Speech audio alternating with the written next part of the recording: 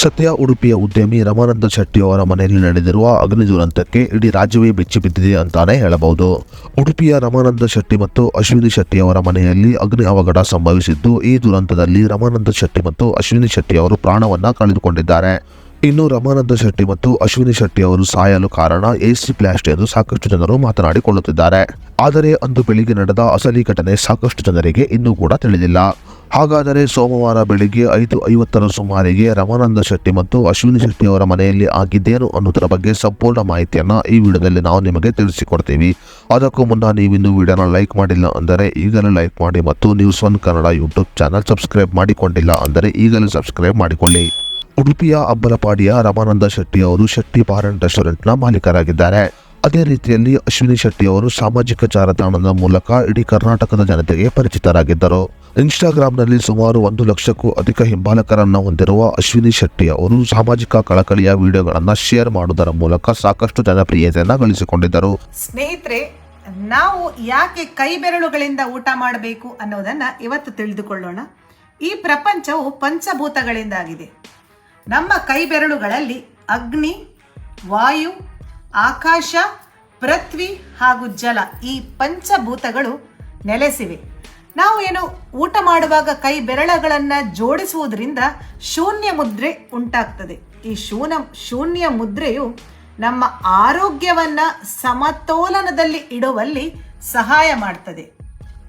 ಕೈ ಬೆರಳುಗಳಿಂದ ಊಟ ಮಾಡುವುದರಿಂದ ಜೀರ್ಣಕ್ರಿಯೆಯು ಸರಿಯಾಗಿ ಆಗ್ತದೆ.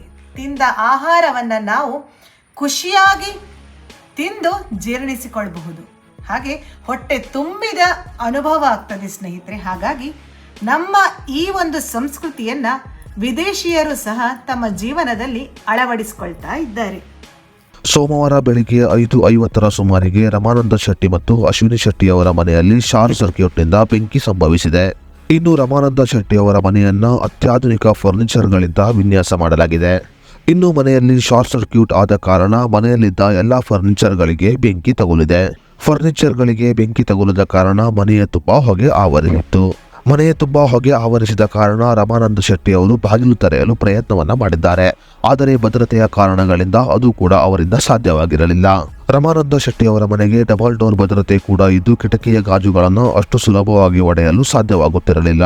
ರಮಾನಂದ ಶೆಟ್ಟಿ ಅವರ ಮನೆ ಬೆಂಕಿಯಿಂದ ಹೊಗೆ ಆವರಿಸಲು ಕಾರಣ ಅವರ ಮನೆಯಲ್ಲಿ ಸರಿಯಾದ ವೆಂಟಿಲೇಷನ್ ಇಲ್ಲದೆ ಇರುವುದು ಆಗಿತ್ತು.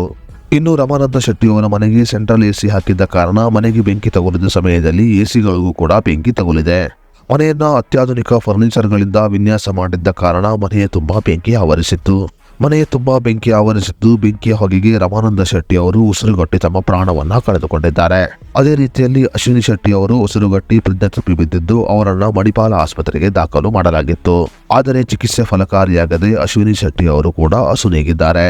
ಮನೆಯಲ್ಲಿ ಶಾರ್ಟ್ ಸರ್ಕ್ಯೂಟ್ ಸಂಭವಿಸಿದಾಗ ಎಚ್ಚರಿಸುವ ಅಲಾರಾಂ ಇಲ್ಲದೆ ಇರುವುದು ಇವರ ಸಾವಿಗೆ ಪ್ರಮುಖವಾದ ಕಾರಣಗಳಲ್ಲಿ ಒಂದಾಗಿದೆ.